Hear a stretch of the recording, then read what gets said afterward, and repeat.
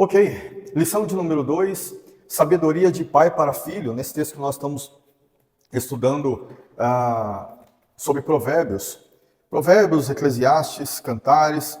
A intenção aqui no todo da revista é extrairmos sabedoria e, obviamente, sabedoria da palavra de Deus, sabedoria de Deus, então, né? E o texto que fundamenta toda essa compreensão de hoje está em Provérbios, capítulo 2, até o 7, versículo 27.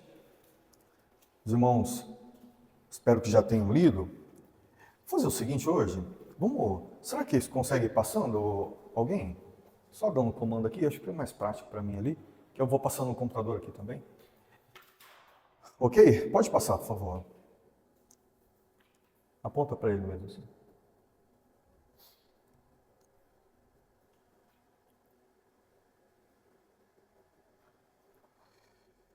Ok, aí na parte de introdução, nós temos o que para nós é tão comum.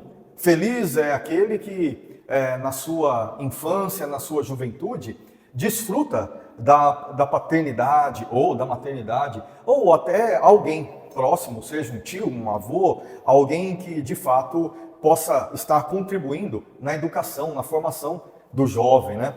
Mas o que para nós é o saudável, é o melhor, é que os pais estejam executando isso. Os pais muito atentos nesse investimento na vida dos filhos. É bem comum para nós ouvirmos a atenção no investimento de um pai em um filho aí, 7 anos, 8 anos, e já colocá-lo em uma escola muito boa, né, tendo recurso para isso, e a criança fazer vários tipos de cursos ao mesmo tempo, e os pais focando ali em investimento, sabendo que a educação intelectual, a educação física na vida da criança, do jovem, vai resultar em boas colheitas.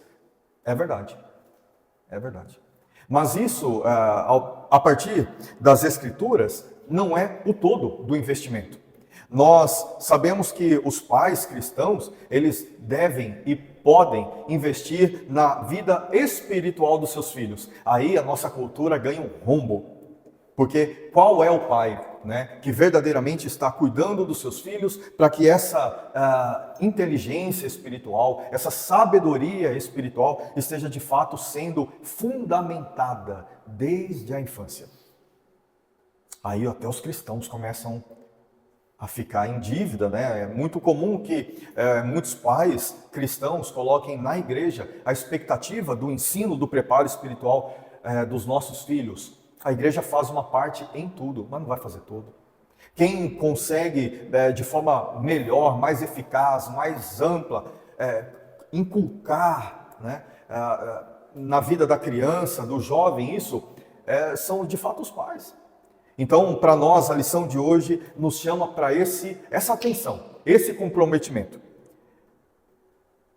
Ainda que alguns não tenham filhos hoje, mas a palavra já nos instrui naquilo que devemos ser quando formos.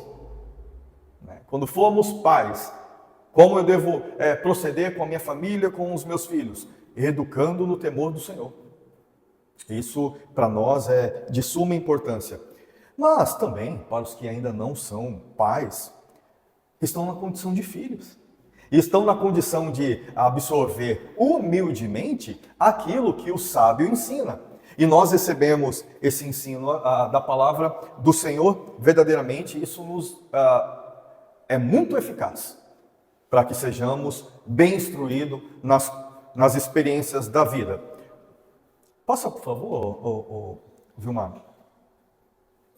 Já teve uma passada aí que eu não te dei o toque, aí não foi. É melhor eu ficar com ele depois. Né? Investimento espiritual na vida dos filhos. E agora nós vamos para o ponto número 1 aqui, que trata sobre a coleção que o livro de Provérbios apresenta. Então, dentro de um todo que nós estudaremos ao longo das semanas, 7 coleções. 7 coleções em que o autor de Provérbios, esse pai, muito atento na educação do filho, vai instruí-lo em vários aspectos, em vários sentidos. E todos eles são, de fato, aquilo que Deus espera para o seu povo. Então, uma atenção que Salomão tinha era: somos o povo da aliança, o povo que tem um pacto com o Deus Criador, o Deus que poderosamente se revelou.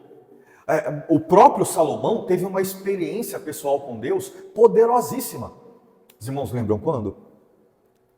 Vocês conhecem, eu tenho certeza. Quando o templo já estava pronto, Salomão pediu a Deus sabedoria. E Deus o agraciou assim de forma gigantesca.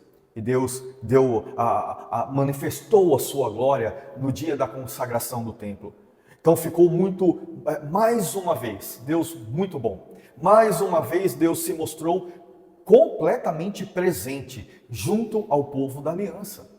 A sua glória estava ali naquele lugar. Então, o que se espera desse povo? Salomão escreve: temor. Isso diante de Deus seria então uma postura sábia, inteligente, prudente, diligente, frutífera. Aí o contrário, o que implica menosprezar a palavra de Deus. O próprio Salomão experimentou isso no final da sua vida, na velhice.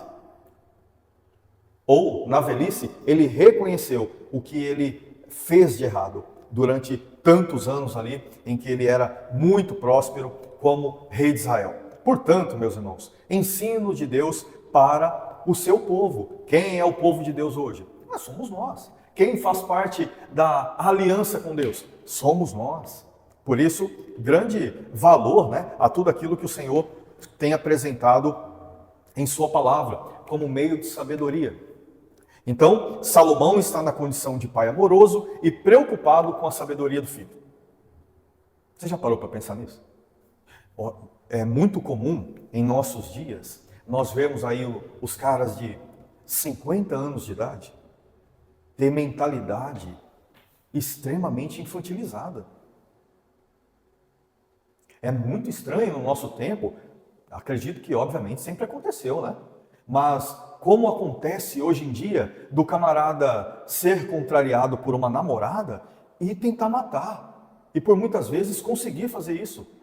É o camarada, é a pessoa que viveu uma condição mimada, possivelmente, mimada, ou muita atenção ao seu ego, aos seus querer, ao seu capricho, aos seus desejos, melhor dizendo. E aí quando a vida se apresenta diante dele fora daquela casinha, aquela estruturinha de netinho da avó, não é não, Vilmar? O netinho da avó, que é sempre cuidadinho, o protegidinho da mamãe, seja lá o que for. E aí esse camarada se depara com os nãos que a vida oferece, com as contrariedades que o mundo expõe para todos. E aí esse camarada não tem estrutura, mas tudo bem, esse é um ponto. Tem outros, em que o sujeito lá de idade onde deveria ser um exemplo de prudência, ele é um exemplo de estupidez. A TV está cheia disso. E esses modelam um pensamento de uma massa. Meus irmãos, vamos nos lembrar, não vou nem citar nome, Ok? Que absurdo nos nossos dias. Você assiste CNN, Globo News, Band não sei o quê, qualquer canal de notícia, enfaticamente, repetidamente, tratando sobre a tal da influenciadora digital. Por que isso? É porque ela tem milhões e milhões de seguidores. E aí a TV, que vive de resultados, vive de atender aquilo que tem uma grande busca, procura e atenção, fica trabalhando enfaticamente nisso. Quem é a tal da influenciadora para a sociedade? É nada. Para nós isso é tão vazio, tão desprovido de sabedoria, tão desprovido daquilo que é prudência e é tão forte, tão valorizado no nosso tempo. Algo para nós pensarmos, o que de fato está acontecendo aí na educação de pais para filhos. Se tem milhões e milhões valorizando amplamente, vocês estão entendendo o que eu estou falando, né? Amplamente uma influenciadora desse nível, desse tipo de conteúdo, então o cristianismo brasileiro está bem ruim, está péssimo. Comentar, Fernando? Existem dois pontos, né? As pessoas que hoje se denominam influenciadores, né? Elas trazem uma sabedoria que não acrescenta em nada para a sociedade, de forma geral. E nós, vamos pegar a igreja, no geral, né? Que em relação às crianças, né? Às vezes falta sabedoria da igreja para passar o verdadeiro ensino, né? Também tem isso. Então, um discernimento mais coerente do que se tem dentro de casa também, né?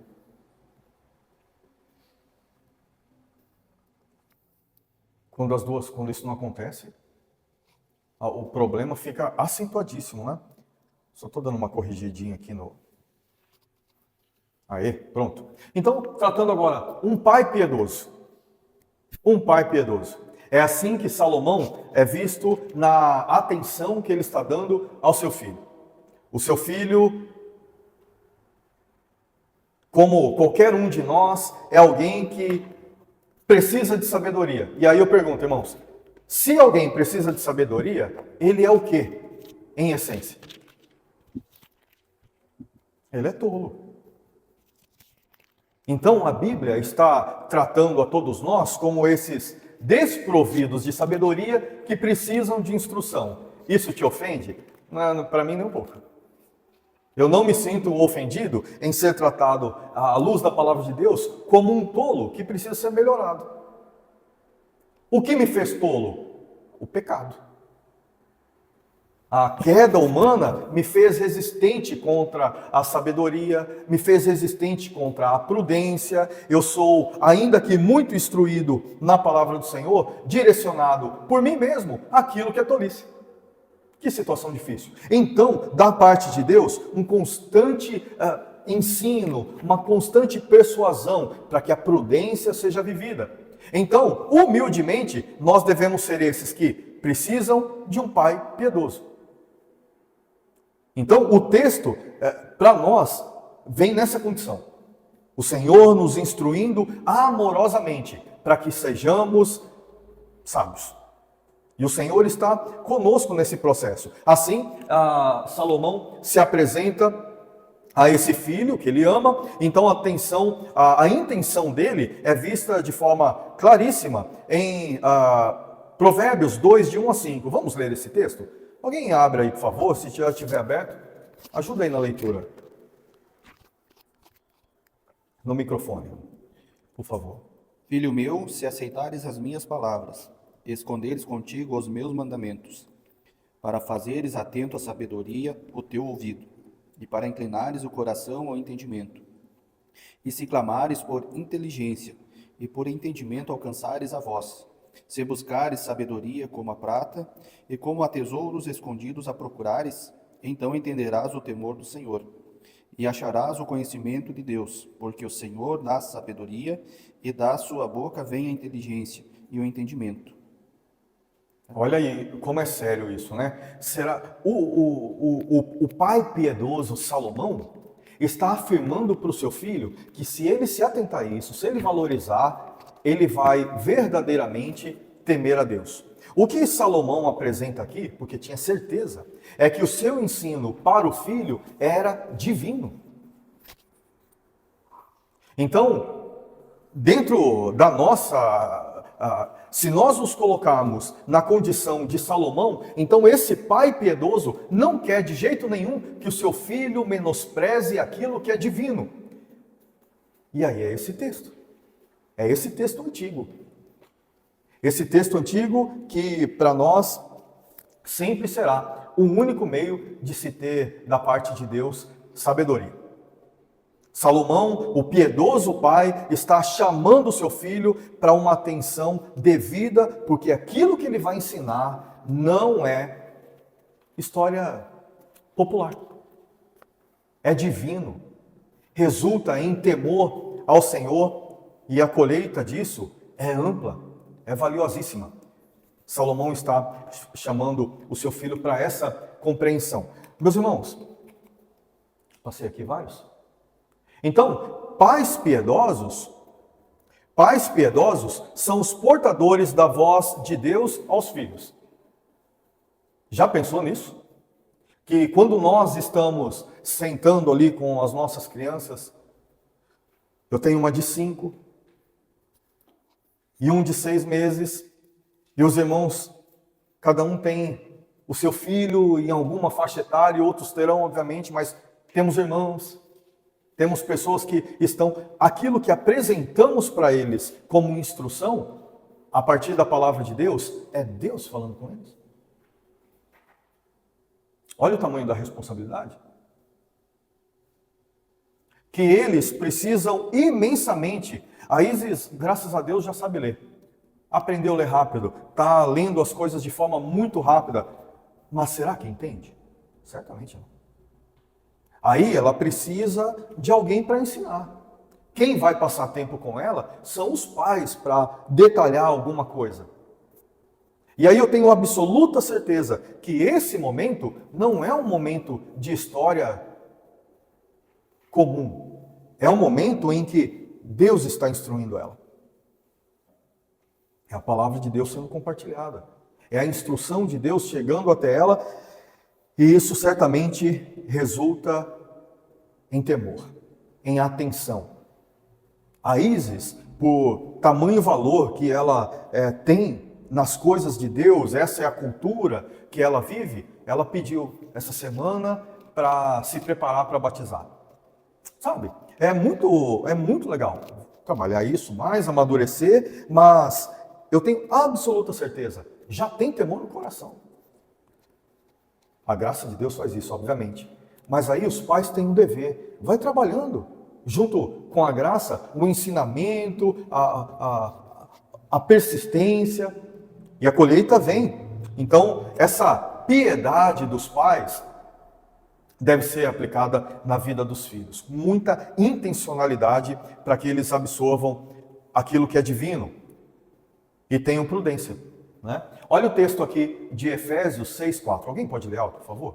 Posso ler. Efésios 6:4. E vós, pais, não provoquei vossos filhos a ira, mas criai-os na disciplina e na admoestação do Senhor. Como que um pai pode levar os seus filhos à ira? Qual seria a sugestão de vocês? Deixa eu só puxar um pouquinho. Esse é um bom exemplo, né? A falta do diálogo, da instrução e a surra, como meio mais prático, pode levar a essa ira. Isso é bem comum, né? Mais alguma coisa? Mais algum exemplo? Ou se os filhos verem. Tem uma outra coisa. Sabe o que irrita? Leva os filhos à ira também? Quando o pai tem um discurso aqui e um outro comportamento ali. A criança percebe, irmãos.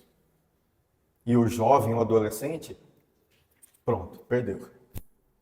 Se a postura for hipócrita, aquela rigidez toda, né, na igreja, e aquela aparência santarrona, e em casa, é o oposto, é a grosseria, a violência, possivelmente até o palavrão. O filho não vai respeitar, vai se sentir irado, a igreja vai ser o local vazio de verdade, porque aquilo que é religiosamente praticado nesse local do culto, em casa é completamente esquecido. Não há o diálogo, não há atenção, enfim, são coisas que podem ser exemplos, como o que o Vilmar apresentou também. Essa leva a criança, os filhos à ira, mas essa disciplina, e obviamente, quem vai disciplinar corretamente? Um pai piedoso, uma mãe piedosa, que é exemplo. que é exemplo. Perfeição? Não. Nós não podemos esperar a perfeição dos pais, mas piedade sim. E os pais também não podem negligenciar esse dever de a busca, né, por uma vida piedosa para que o seu filho seja muito bem instruído. Alguém quer comentar, meus irmãos? Olha aqui um comentário de William Hendrickson sobre esse versículo. Alguém gostaria de ler? Posso ler?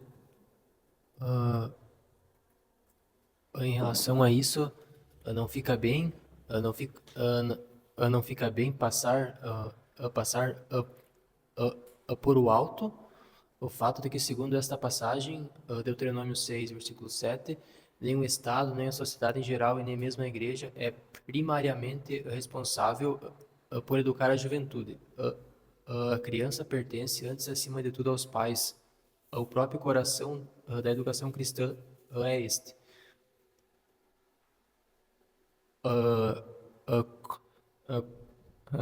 Conduzir o coração da criança ao coração do seu Salvador. Olha que bacana essa compreensão. Há um reforço aqui dessa centralidade na família, na educação dos filhos. Quando o Senhor comunicou a sua palavra lá através de Moisés, ali a instrução sobre o temor a Deus, a atenção aos termos da aliança, a tudo aquilo que era relatado, que Moisés estava entregando, não tem ali a direção para que isso acontecesse na tenda, no tabernáculo ou no templo. Obviamente aconteciam os ensinos nesses locais de adoração, mas a atenção era para os pais. Irmãos, então nós temos aí já um fundamento. Os pais devem estar muito atentos a essa missão de conduzir os filhos no temor ao Senhor. Daqui a pouco nós teremos, e graças a Deus por isso, 3 batismos, né? 3 batismos. E aí, os pais são questionados em público sobre: vai educar? Vai conduzir a criança no temor do Senhor? É um dever. É um dever dentro da nossa confessionalidade. Mas, sobretudo, é um dever diante de Deus. E por isso está na nossa confessionalidade. E aí os pais devem ser, então, exemplos, piedosos, os filhos, de fato, associarem. Isso que o meu pai me ensina é o que ele ama. É o que ele valoriza. Ele não menospreza a palavra de Deus, ele está me ensinando a palavra de Deus. Eu vejo meu pai estudando. Eu vejo meu pai orando. Eu vejo meu pai, minha mãe, atento com as questões do ensino, lá no local da adoração, a igreja. Eles se preocupam com as coisas de Deus. Irmãos, isso surte um efeito maravilhoso ao longo da vida. Aquilo que os pais apresentam é algo para eles valioso, importantíssimo. Os filhos estarão valorizando isso também. E nós precisamos da graça de Deus dessa forma, né? Vamos para um outro ponto? 3. Os filhos como jovens ingênuos. É uma das características desse jovem que está ouvindo de Salomão. Filhos na condição de jovens ingênuos.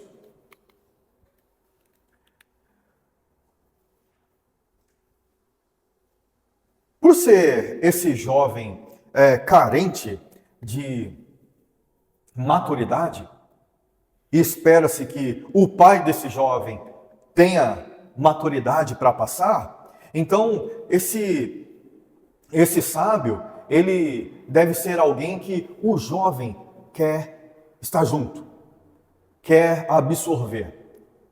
Sabe que se aproximar dele vai extrair algo importantíssimo para a sua jornada. Pode gostar, e obviamente, os jovens gostam de estar com os jovens, as crianças com as crianças, é sempre assim, é muito legal, está tudo certo. Mas, com a devida instrução, essa criança, esse jovem vai saber que, no ponto X, naquilo que crianças ou os outros jovens apresentam em algum momento, Peraí, isso tem harmonia com o que meu pai ensina? Isso tem harmonia com aquilo que meu pai espera de mim? E aí, decisões podem ser tomadas contrárias àquilo que foi ensinado e entender, na prática, que aquilo de fato era muito ao contrário e que por sua insistência no erro foi lá e encontrou um problemão. Por outro lado, pode, por meio da instrução, evitar tantas coisas, porque está sempre se aproximando de um sábio. E aí a necessidade daquela atenção que o pai sabe que o filho precisa e não vai deixar isso por outro dia, para o outro dia e por outro dia. E não vai deixar isso para a mãe, para algum outro que esteja próximo. E a mãe também não vai deixar para o pai, não vai terceirizar a responsabilidade, aquilo que é possível de ser executado hoje. Meus irmãos, para nós é importantíssimo que na agenda esteja em um momento em que eu vou instruir meu filho. Dá para fazer isso? Todos os dias eu levo a Isis para a escola. Não está indo esses dias porque tem que se resguardar. Mas eu levo ela para a escola e aí nesse trajeto, porque é sempre corrido, né? Aí nesse trajeto ela recebe instrução de sabedoria a partir da palavra. E tem oração que pede, oração que é feita, tem até louvor. Tem que ter esse referencial de sabedoria próximo e de forma intencional na vida do filho, do jovem, da criança. Para que esse período que é tão longo de ingenuidade, vamos chamar assim, né? Não fique à deriva das experiências da vida. Porque o texto que Salomão apresenta para o seu jovem, para o seu filho, é um texto que vai bater muito em pontos morais. Experiências comuns da vida. Que todo homem, toda mulher vai enfrentar. E Salomão está, de forma tão clara, abordando esse assunto. É importante. Vamos caminhar? O jovem de Provérbios, então, ele é ensinável, de acordo com os versículos 11 e 12 do capítulo 3. Alguém pode ler para a gente, por favor?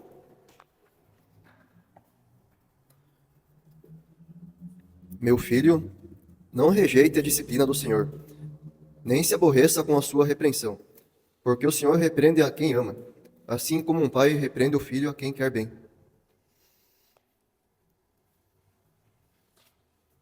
A instrução aqui agora é para não rejeitar a disciplina do Senhor com letra maiúscula.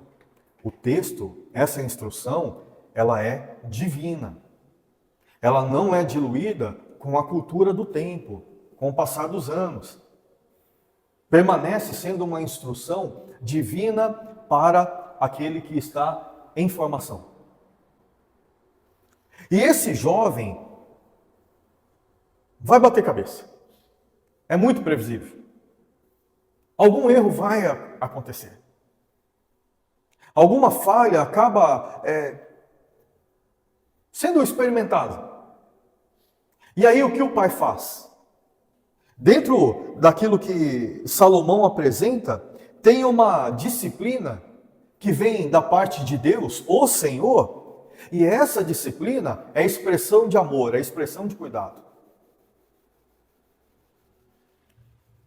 Então esse jovem, ele deve saber que ele tem o dever de ser ensinável. Ou seja, em outras palavras, ele não pode ser rebelde, não pode ser resistente, ele não pode tratar aquilo que, ainda que antigo, porém, permanece pela palavra de Deus e extremamente aplicável para toda a história da humanidade, até o fim. Não se organiza um povo de Deus com textos fora de Deus. Não se organiza um povo de Deus com textos que estejam diluídos, harmonizados com interesses temporais. Então, esse pai piedoso, ele é muito firme. Ele tem um zelo por aquilo que tem aí para nós já milhares de anos, não milhões, mas milhares. E que reconhece que nesse texto está o que é fundamental para uma educação na vida. Falamos lá no início de pais que podem, que têm condições e investem amplamente nos seus filhos para uma formação intelectual, profissional, física. Muito bom, muito legal. Mas esse pai piedoso, esse pai sábio, ele está próximo do seu filho, apresentando princípios divinos que não passarão. Esse filho tem que saber, ele tem que ser ensinável, por ser pertencente à aliança, ele vai passar por disciplinas. Esse pai piedoso disciplina ele em casa. Não estou falando de surra, não. Mas vai disciplinar, vai colocar limites, porque o Deus extremamente zeloso pelos seus, ele vai disciplinar o seu povo. Ele vai disciplinar com a sua palavra, chamando a atenção, chamando para uma postura devida, e ele vai disciplinar também por meio de experiências. Pode ser uma privação, pode ser alguma outra, e eu não vou dar nenhuma sugestão. Mas Deus, em sua imensa sabedoria e controle sobre tudo, ele disciplina o seu povo, os seus ingênuos. E o texto está nos chamando para não viver disciplina. O texto está nos chamando para vivermos essa diligência, essa prudência em sermos ensináveis. Pessoas dispostas a esse aprendizado, a esta postura que é bem inteligente.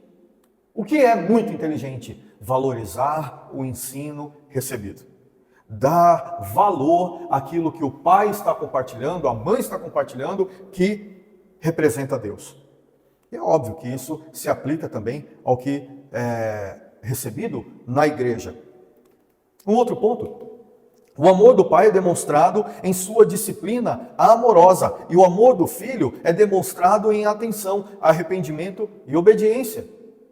Irmãos, nós precisamos ter uma visão sobre o todo de Provérbios aqui, que o temor ao Senhor não está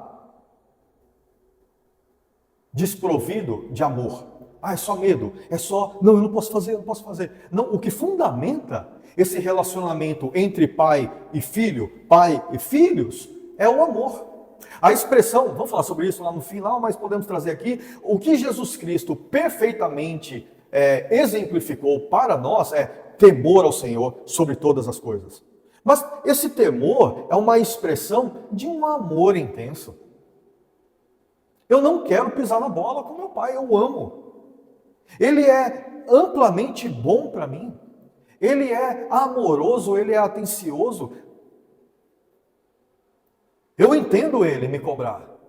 Eu entendo ele na sua persistência em constantemente me apresentar a palavra de Deus e me levar para um ponto que ele entende que é sabedoria. Meus irmãos, filhos, jovens, crianças inteligentes, eu não brinco com a inteligência da Isis. Eu sei onde ela pode chegar. Tem uma inteligência, menininha de 5 anos, faz birra, faz aquilo e briga. Não, inteligentíssima para aprender o que é correto e se arrepender do que foi feito. Obviamente, permanece sendo criança. Total paciência, compreensão sobre a sua estrutura, mas tem inteligência. Já tem habilidades para valorizar o que o pai ensina e saber que o que o pai ensina é amor. E por tantas vezes ela já ouviu: papai está fazendo isso porque você precisa. E para mim é muito chato.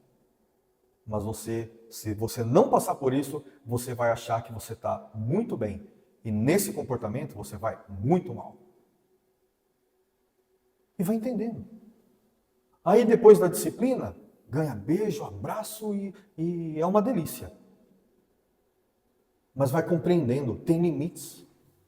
Vai sendo trabalhado, aquilo que fez e que está sendo punido é porque tem relação com uma postura que desonra a Deus.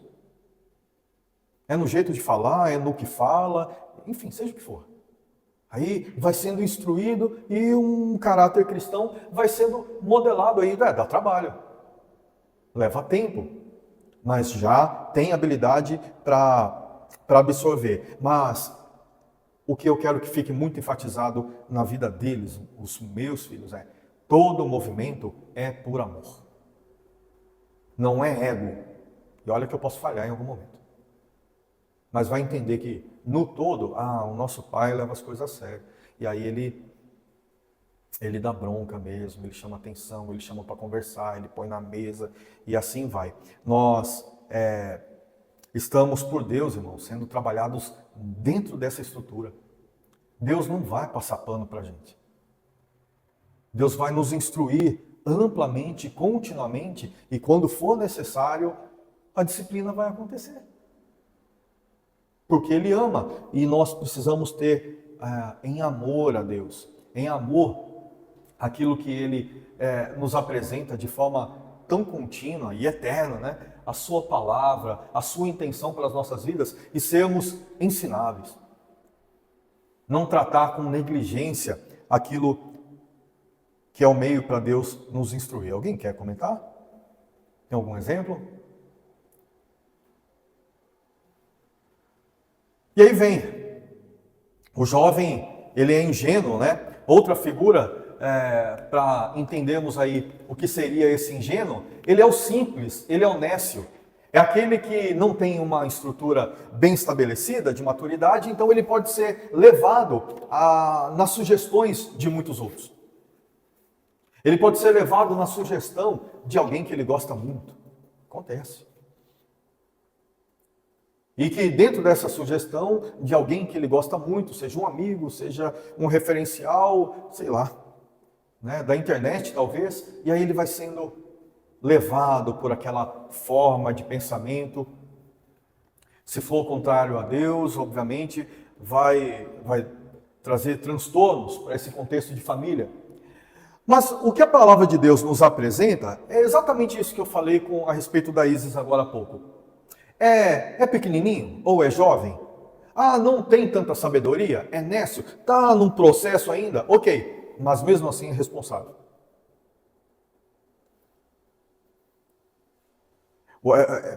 A mentalidade de trabalhar filhos como se fossem isentos ou incapazes de receber instrução sólida, e a instrução bíblica é sólida. E aí vai um exemplo. O culto na antiga aliança, vamos colocar assim, não excluía as crianças. E um adolescente, naquele tempo, na antiga aliança, lá pelos seus 12 anos, ele já conhecia muitíssimo do quê? Não é da revista. Ele conhecia, obviamente, o Antigo Testamento. E o Antigo Testamento, o que tem ali, irmãos, que é formuladinho para a criança? Deus, em sua sabedoria, deixou um texto só para adultos e crianças. É óbvio que as crianças estarão lendo ali, circuncisão. Vai precisar de uma instrução.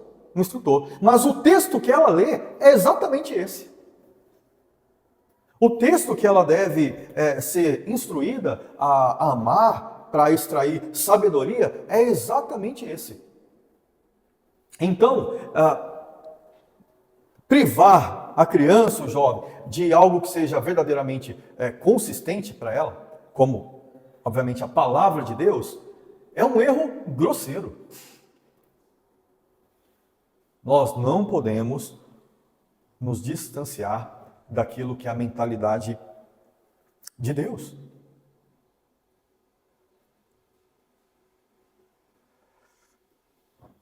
Se as crianças e os jovens são responsáveis por seus pecados, o que eles devem absorver? Toda a Escritura. Todo o ensino. Isso deve ser bem comum na vida deles, enquanto eles estão sob nossa tutela.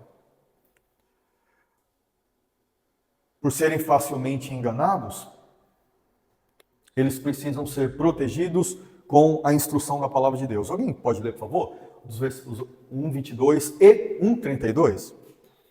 Provérbios 1:22. Até quando vocês, ingênuos, amarão a ingenuidade? E vocês, zombadores, até quando terão prazer na zombaria? E vocês, tolos, até quando odiarão o conhecimento? Provérbios 1:32. Os ingênuos são mortos, porque se desviam da sabedoria. Os tolos são destruídos por estarem satisfeitos consigo mesmos. Puxa vida, satisfação naquilo que é loucura. É isso que Salomão está apresentando e eles são responsáveis pela consequência. Eu não quero que os meus filhos vivam isso, eu não quero que as crianças da igreja, os jovens da igreja vivam isso, por isso tanta atenção com a instrução que vem do Senhor. É um trabalho conjunto, né? Entre povo do Senhor, família do Senhor, o trabalho que acontece nas casas, o trabalho que acontece aqui, tudo isso soma para que esses ingênuos sejam cercados de sábios, cercados de instrução divina, para que não vivam isso. Desvio. O que Salomão chama aqui de loucura, e de fato é, né? Vamos para frente. Algum comentário antes de nós entrarmos aí nos caminhos sedutores? Não? Os caminhos sedutores. Ponto número 4 daqui da revista. E aí Salomão entra num ponto de instrução comum da vida. Olha, o nosso tempo está tratando com tanta naturalidade a ganância. Não é verdade? É extremamente popular a pessoa ostentar muitíssimo. Um pouquinho antes, Tiago, a gente estava falando como exemplo sobre, puxa vida, que tragédia os noticiários da TV ficarem enfaticamente, vários canais não, todos os canais do Brasil noticiando a influenciadora.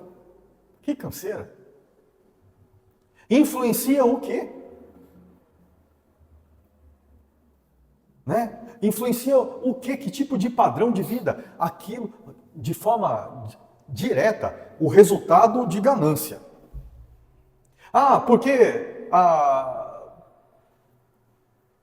do noticiário, prisão fundamentado nisso aqui. Ganância. Adquirir. Não importa o meio. Ganância. As próprias queimadas ali, né? Que não todas, mas a maioria eu acredito que é fruto de ganância, né? Pode ser também. A palavra de Deus, de fato, afirma, né, que o amor ao dinheiro é a raiz de todos os males. Então tem muita coisa que são recorrentes, por exemplo, aqui no Brasil, que é resultado de ganância. Nosso Brasil sofre há tantos e tantos anos com o problema de queimada.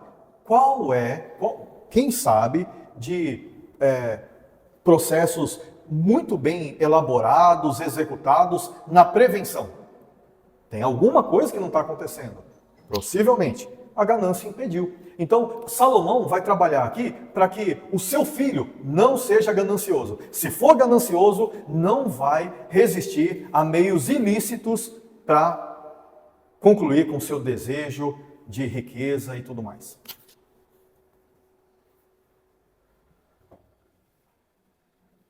Os gananciosos são como assassinos. Olha aí, Vilmar. Se as queimadas têm pontos aí de intenção maligna, a partir de amor ao dinheiro, ganância, tem total relação. São assassinos. Se jogos de apostas que são populares no nosso tempo são meios, de fato, desonestos. Tem ali o Thiago pode falar sobre isso. Tem algo ali que os algoritmos, calculado, preparado para que aquela aposta não dê certo, não dê resultado. Estou falando do Thiago não porque joga, né? Mas porque entende de algoritmos.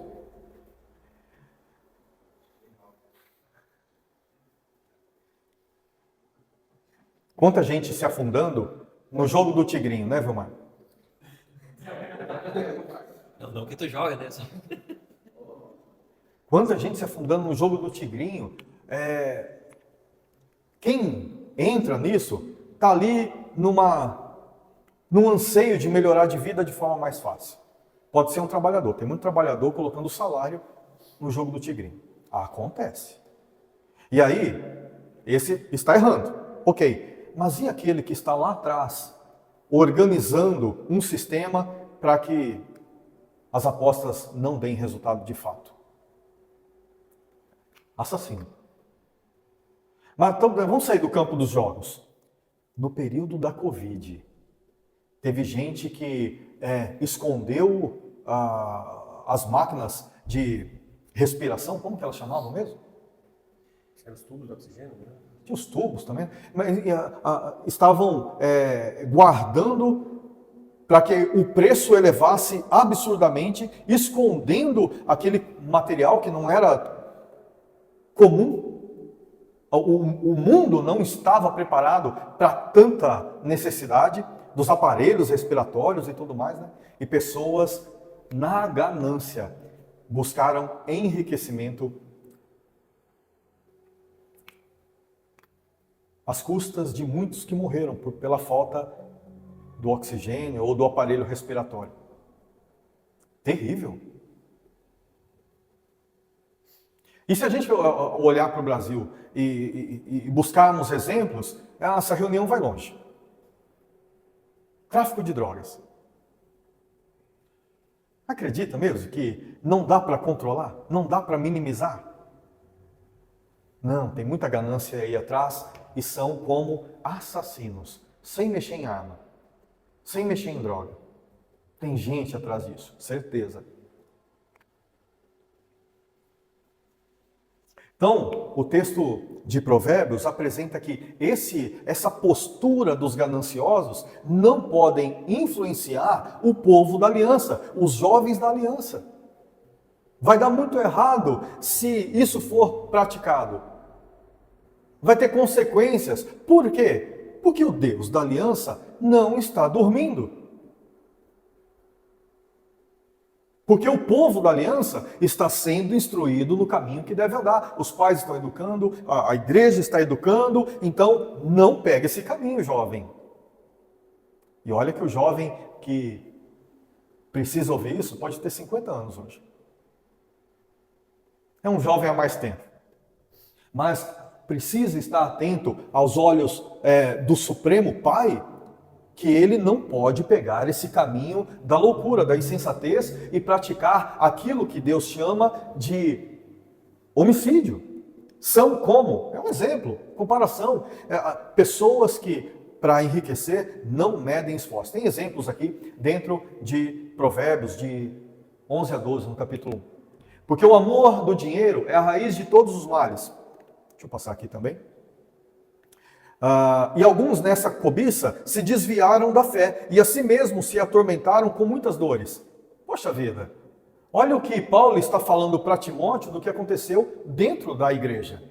Qual era essa igreja? A igreja de Jesus, pode ser em Corinto, em Éfeso, na Galácia. Pessoas se desviaram da fé por amor ao dinheiro. Só que esses que se desviaram da fé, será que se desviaram da igreja? Não, nós temos muitos exemplos hoje que não, eles são reconhecidos como igreja, líderes de igreja, se desviaram dessa fé bíblica cristã por ganância. E estão, em nome de Deus, conduzindo um povo na ganância. E Deus vai ser buscado, Deus vai ser reverenciado, Deus vai receber louvores a partir de um desejo ganancioso. Bem maligno isso. Hoje à noite, se Deus quiser, nós falaremos sobre João 13 e Jesus se abre ali na mesa da ceia. Não era ceia, né? Páscoa ainda, mas Jesus apresenta ali a nova aliança e ele se abre falando assim, então o traidor está aqui. Aquela mesa deveria ser a mesa da alegria, né? Não vou nem estender, senão vou pregar o que é de hoje à noite. A mesa da comunhão, da satisfação, mas para Jesus aquela mesa tinha um ponto muito amargo. Judas negligenciou, rejeitou tudo o que a história do povo de Deus havia apresentado para ele. Pior, ele recebeu grande instrução de tudo aquilo que ele já tinha em Cristo. Ele caminhou com Jesus por longo período. E por Jesus, obviamente, ele foi discipulado. E ele negou tudo isso e amou o dinheiro. Já pensou? Você na pele de Judas? Entender, depois, de ter entregue o Senhor da vida, Judas, ele admirou tanto as coisas que Jesus realizou, as obras que Jesus realizou. Estava bem nítido para todos eles, aquele era, de fato, o Filho de Deus. E aí ele vende Cristo por 30 moedas. Aí ele se mata. De tamanha angústia, né? A ganância nunca vai resultar em um coração cheio de paz. O autor de Provérbios, Salomão, está instruindo para que o filho seja satisfeito com aquilo que é digno. Não importa o nível do seu padrão social, mas que seja resultado da dignidade. Seja resultado de uma construção no temor a Deus e não no amor ao dinheiro. Então, dentro desse todo em que o pai piedoso instrui o filho jovem, nécio, vulnerável, experiência da vida. Não ame a riqueza. Não ame o dinheiro. Deixa ser resultado. E uma forma de nós fugirmos do amor ao dinheiro, da ganância e de Deus absorvermos graça é na entrega.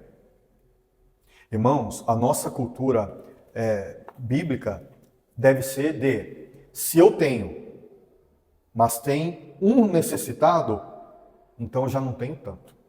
Então eu já não tenho tudo. Então eu vou me preocupar em ajudar esse que de alguma forma, emergencialmente, possivelmente, esteja precisando. E não ficar sabendo da necessidade e dizer, Deus te abençoe. Graça de Deus vem com aquilo que Deus ama. E não com aquilo que eu administro. É claro que a Bíblia nos recomenda prudência na administração financeira e poupar e ter reserva para o dia difícil, mas também não nos deixa distantes da responsabilidade com o outro. Quem é esse outro? Teu irmão. É aquele que se apresenta, é aquele que Deus envia para a tua frente, que pode receber de você alguma ajuda. E por que eu falo isso? Porque a igreja deve ter essa mentalidade com seus recursos. Primeiro a gente socorre, depois a gente realiza o projeto. Mas Deus enviou um necessitado hoje. Então, coloca a ganância no vaso sanitário, dê descarga e fique com aquilo que Deus está fazendo. Tem o necessitado? Ajude o necessitado. Porque aquele que envia o necessitado também é o dono de tudo para enviar o recurso. Nós não podemos menosprezar o que no reino de Deus é princípio, é fundamento, é padrão. Quando nós ficarmos sabendo de uma necessidade, ainda que não tenhamos condições de fazer o todo, mas pelo menos que o todo possível seja feito. Guarda isso no coração. Então, o autor de Provérbios aqui afirma: muitos deixaram a retidão. Provérbios 2,13. Quem deixa a retidão? Aí eu peço para vocês responderem.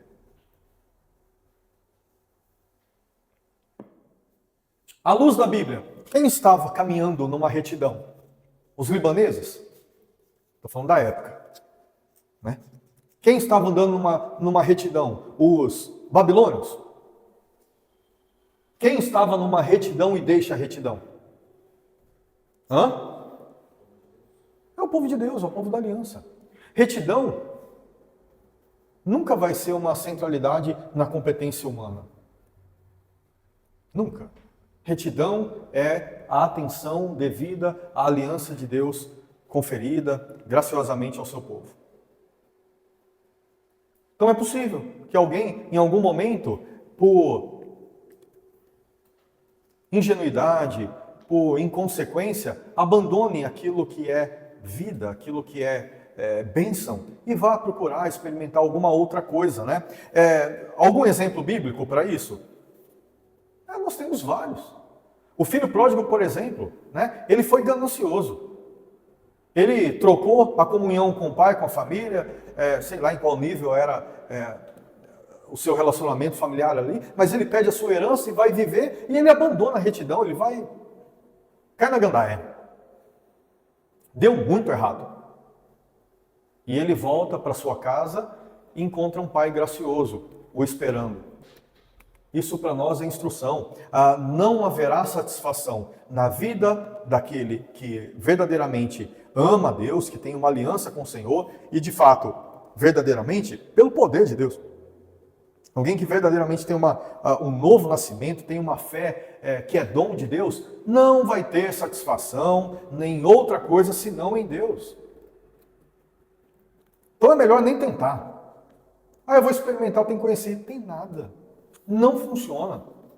Fica na instrução que a Bíblia dá sobre tudo. E algo tão comum, juntamente com ganância, no nosso tempo, e sempre foi assim, lascívia.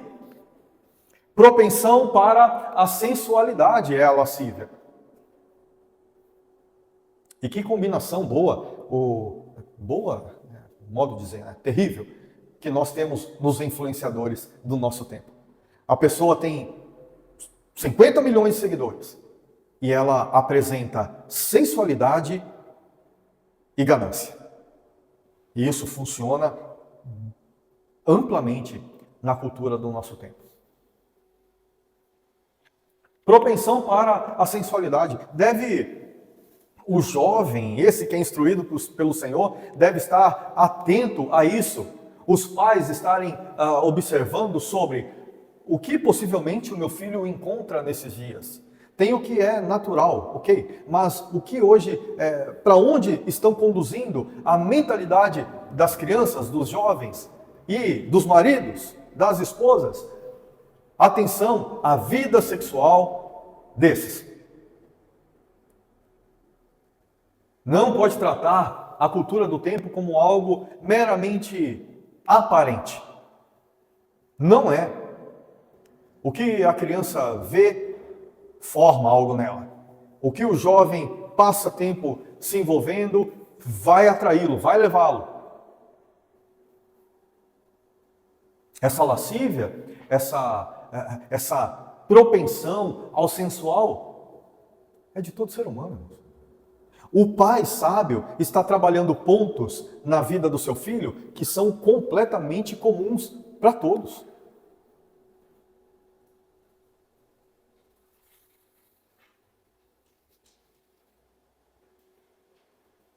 E aí vem alguns exemplos na cabeça, mas por conta da gravação, deixa para lá. Provérbios 2,16. Provérbios 2,16. Para ter livrado da mulher adúltera, da estrangeira, que lisonjeia com palavra. O que está antes desse para te livrar?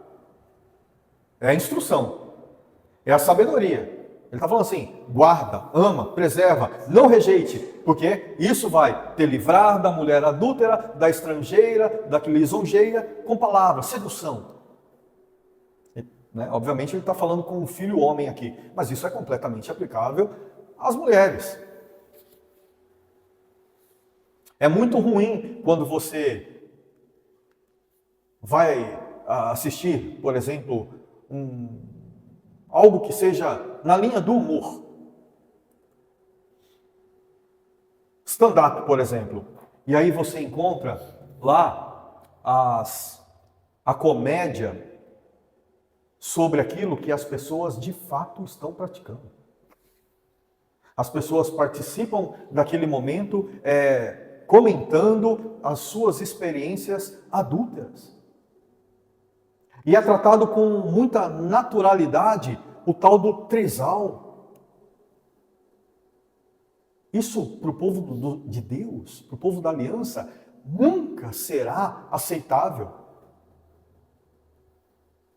Mas são cristãos? São nada. Não é não. Ninguém é verdadeiramente cristão sem amar a palavra do Cristo. Sem amar a sabedoria do pai zeloso que está trabalhando na vida do seu filho. Adultério nunca será algo aceito, algo permitido, algo instruído, algo a ser tratado com humor. Mas por alguma negligência, alguém já cometeu. E aí o que se espera desse filho? Arrependimento, contrição, aceitação da disciplina, estar aberto ao tratamento. A palavra de Deus está instruindo o jovem a não viver isso. E Salomão enfatizou isso amplamente no texto que ele chamou de divino. No texto que leva à sabedoria e temor a Deus. As Escrituras alertam sobre isso, por exemplo, em Gênesis capítulo 3, a 39, ali o exemplo de José. José foi muito temente a Deus. E no seu temor a Deus, Deus o exaltou, o prosperou. O Deus que controla todas as coisas, não poderia ter privado José daquela cena? Da mulher de Potifar?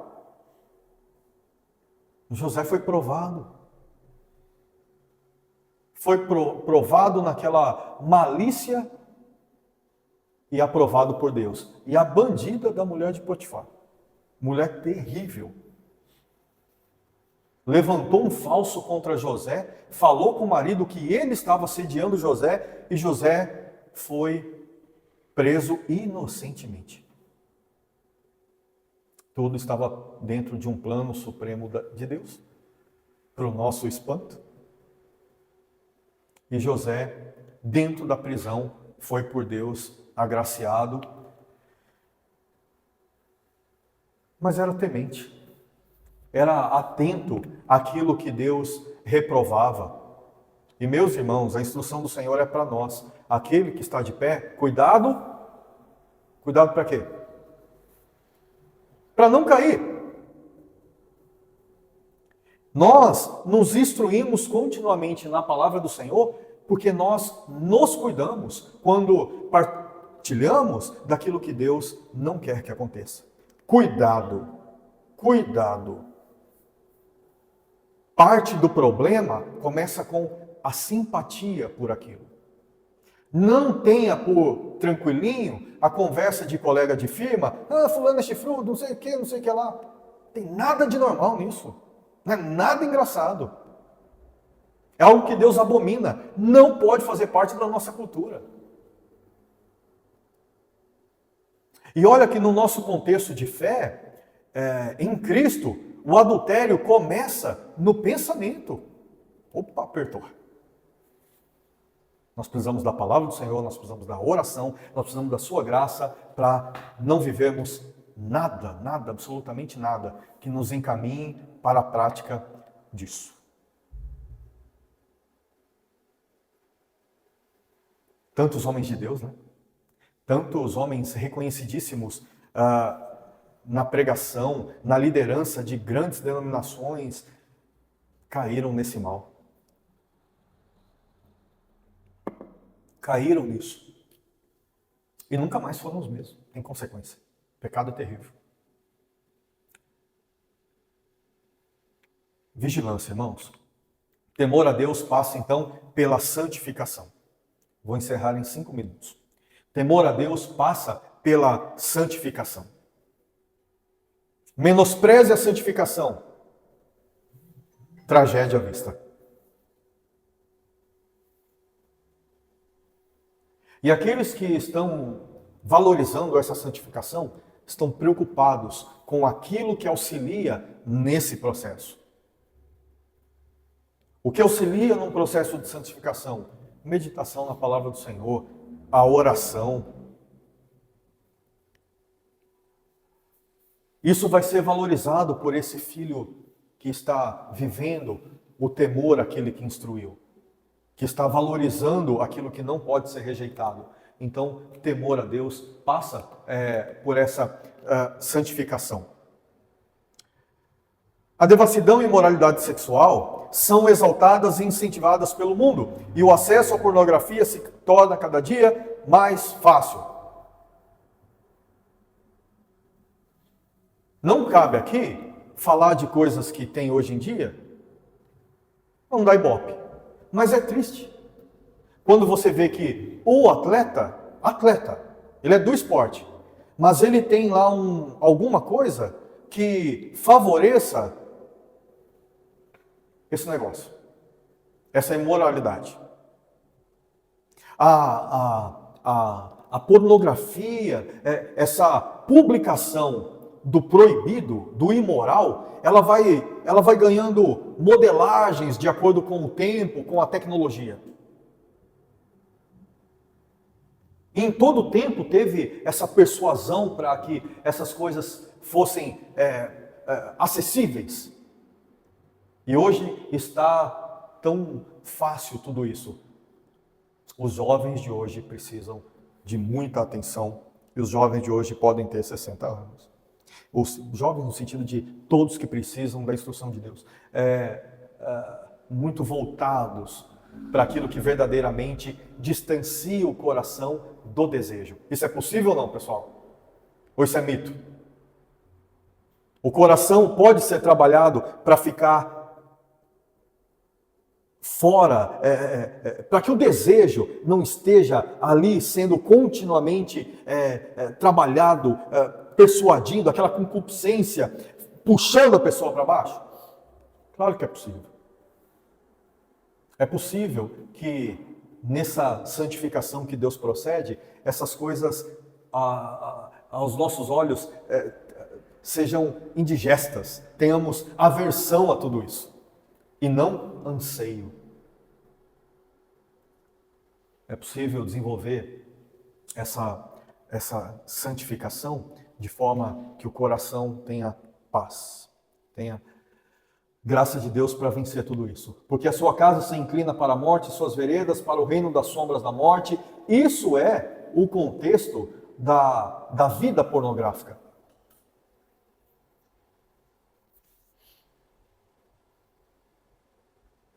Tem uma estrutura ali? Tem. Tem um casamento? Tem. Mas não sei. Mas no núcleo daquele relacionamento tem morte. Falando de morte física, mas a morte do respeito, a morte do valor, a morte de tantas coisas, está aqui dentro desse contexto, porque isso vai encaminhar para tantas outras coisas. Muita atenção.